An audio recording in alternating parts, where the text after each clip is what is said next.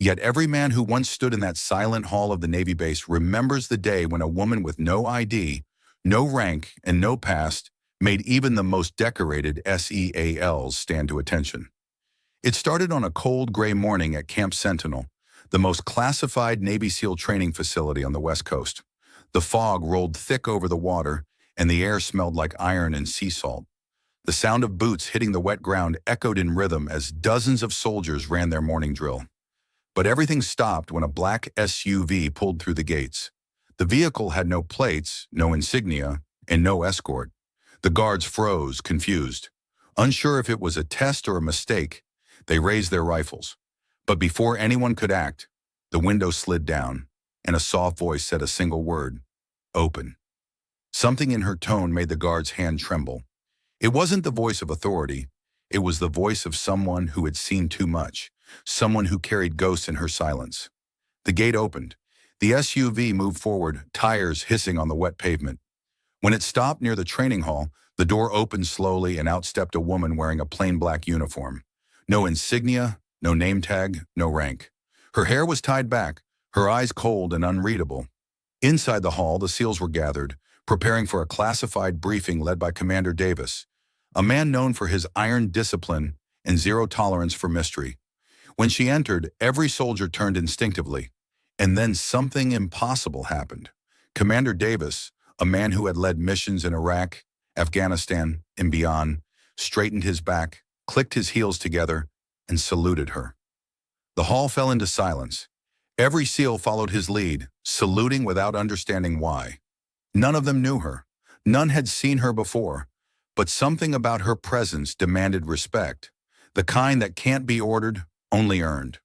"Ma'am," Davis said, his voice unsteady, "we weren't told to expect you." She looked around the room, her eyes tracing the faces of the men who would die if ordered to. Then she spoke quietly, almost gently. "You were never supposed to." She walked to the front of the hall and stopped beside the mission board.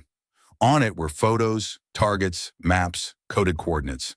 She studied them without a word, then took a marker and crossed out 3 names. "Those are ghosts," she said. "They're already gone." The room buzzed with confusion. Lieutenant Harris, one of the youngest SEALs, spoke up. "Ma'am, with all due respect, those targets were confirmed active by command just last night." She looked at him, and for a moment, the young soldier felt like she could see right through him. "Last night," she said quietly, "you were sleeping." "I wasn't." Commander Davis took a step closer. "Who are you?" She looked at him. "You don't want that answer, Commander?" He clenched his jaw. "Try me."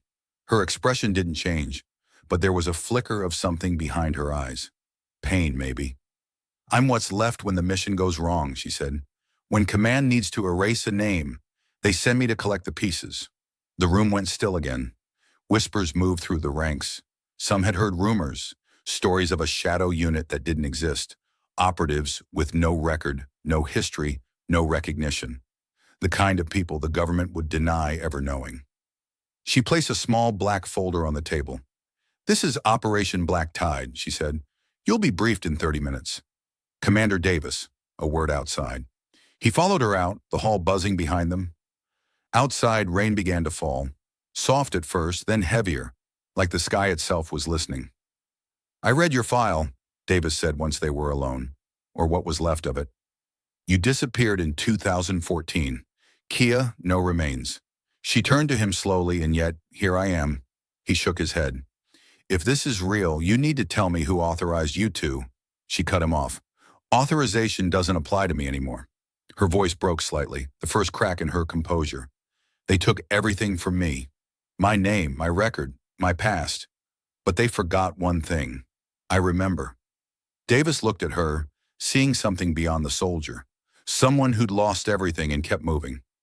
"Anyway, what happened in 2014? He asked. She took a long breath. "Madam went dark in Yemen. We were sent to extract a captured informant. The mission was a lie. The man we were sent to rescue wasn't an informant. He was bait. They wanted us gone to erase what we knew." Her eyes glistened. "Everyone died that night." "Everyone except me," Davis whispered. "You shouldn't have survived." "I didn't," she said quietly. "Not really. For a moment,